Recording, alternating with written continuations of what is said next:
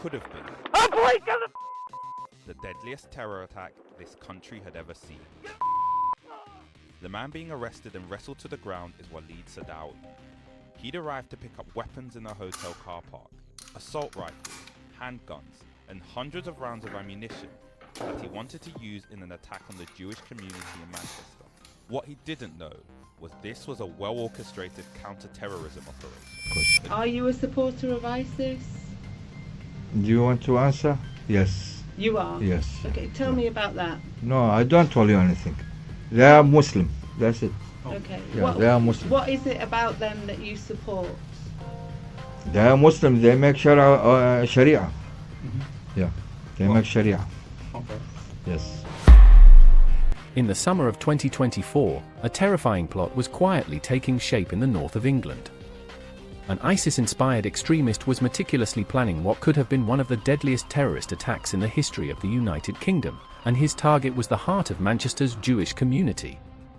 He had his ideology, he had his co-conspirators, and he was just moments away from acquiring an arsenal of military-grade automatic weapons. He had scouted his locations, identified his victims, and prepared for his own martyrdom. There was just one thing he didn't know: the man he trusted to supply him with the guns, his supposed brother in extremism, was a highly skilled undercover police officer. This is the full, chilling story of the Manchester terror plot, and the incredible, high-stakes undercover operation that brought it crashing down before the first shot could ever be fired. The threat. The plan was as simple as it was horrifying: acquire a cache of military-grade automatic weapons and unleash a wave of terror on the Jewish community of Greater Manchester. The plot's architect, Walid Saadaoui, wasn't just planning a single, isolated attack, he envisioned a rolling massacre. His goal was to inflict maximum carnage, to spread fear, and to etch his name into the annals of jihadist infamy. The arsenal he was desperately trying to obtain was specific, and in the hands of a terrorist, unbelievably deadly: for AK-47 assault rifles, 2 semi-automatic handguns, and a staggering 900 rounds of ammunition. With that degree of firepower, law enforcement officials would later state that the attack could have been one of the deadliest, if not the deadliest, terrorist act ever committed on UK soil.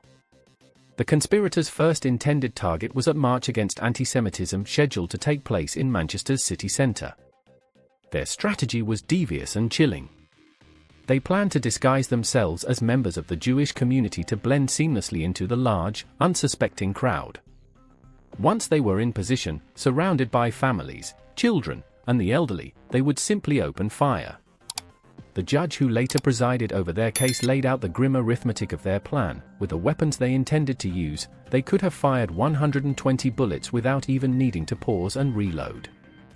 People of all ages would have been caught in a hail of gunfire, with nowhere to run and nowhere to hide. But the bloodshed was not intended to stop there. After the initial slaughter in the city centre, the second phase of the attack was to begin.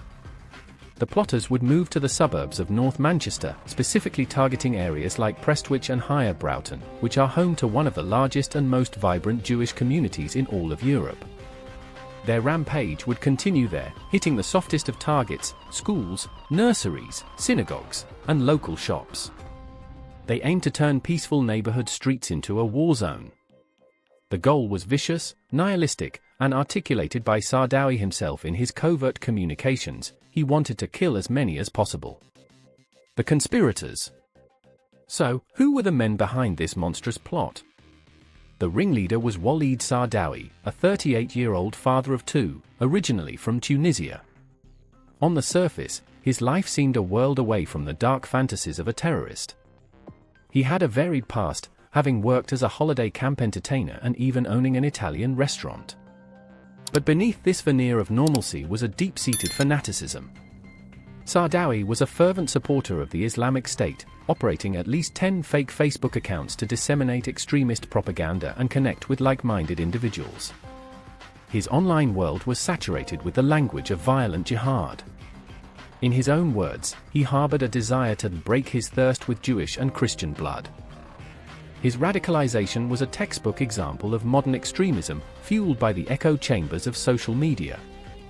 He idolized one of the most infamous terrorists of the 21st century, Abdelhamid Abaith, the ISIS operative who orchestrated the horrific 2015 Paris attacks that left 130 people dead.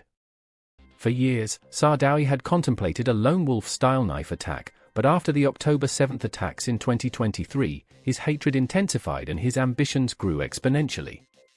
He transitioned from being a passive online propagandist to an active, determined plotter of mass murder. He was no longer content with just posting, he was ready to kill. He confessed his desire to degrade and humiliate Manchester's Jewish community in the worst way possible. Believing he was on a path to martyrdom, he put his affairs in order. He used money from the sale of his house to fund the plot and, in a final act of preparation, even wrote a will. Brought into this dark vision was Ammar Hussein, a 52-year-old Kuwaiti national who worked at a furniture shop in Bolton. Hussein, who had previously served in Saddam Hussein's army, shared Saadaoui's violent extremist ideology and his profound, visceral hatred for Jewish people.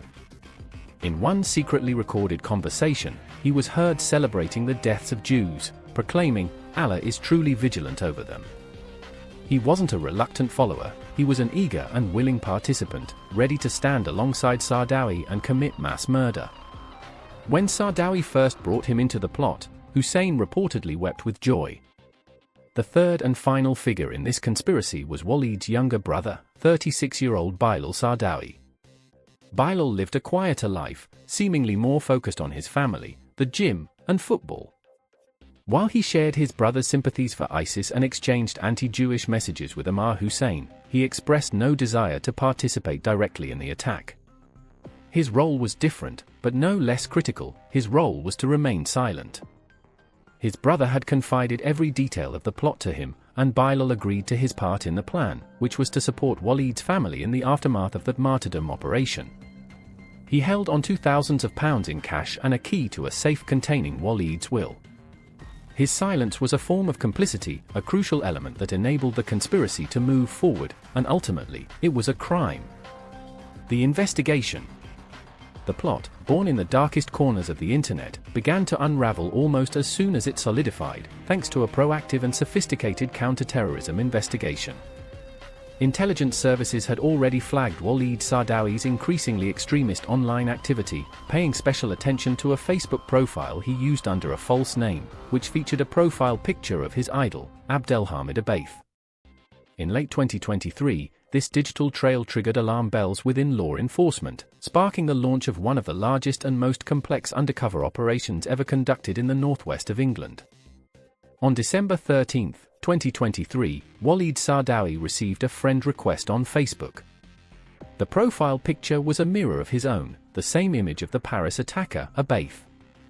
The man on the other end of the request called himself Abu Bilal from Belgium. But his real name, known only to the court and his handlers, was Farouk. He was a highly skilled, courageous undercover police officer who had successfully infiltrated jihadist social media networks. Believing he had found a genuine fellow extremist, a potential brother in arms, Saadaoui did not hesitate. He accepted the request and began to share his violent ambitions.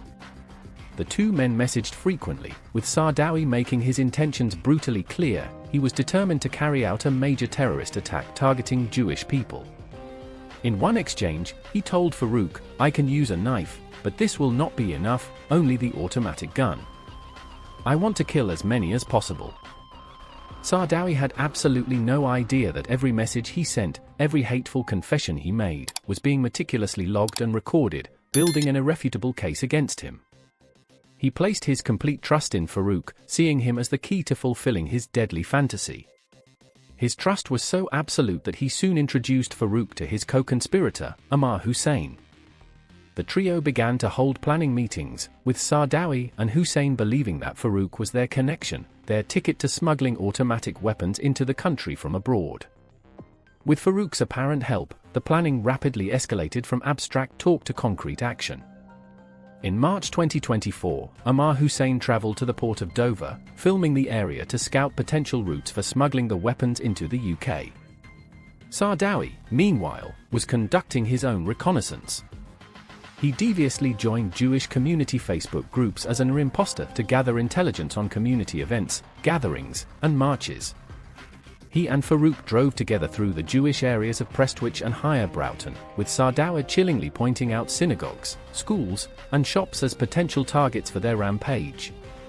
In May, Saadaoui and Hussein returned to Dover, this time with Farouk, believing they were watching the very vehicle that was transporting their firearms into the country.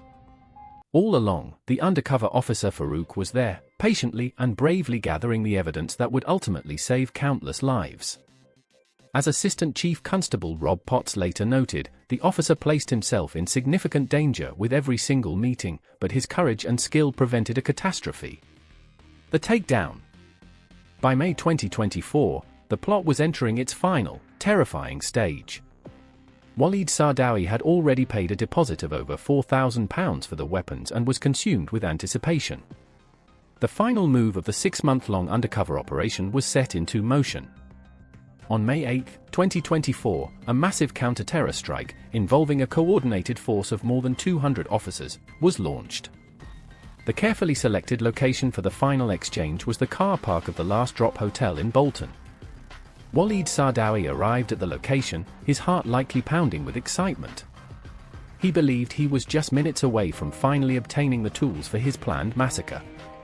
He was there to meet Farouk and take possession of 2 assault rifles, a semi-automatic pistol, and nearly 200 rounds of ammunition.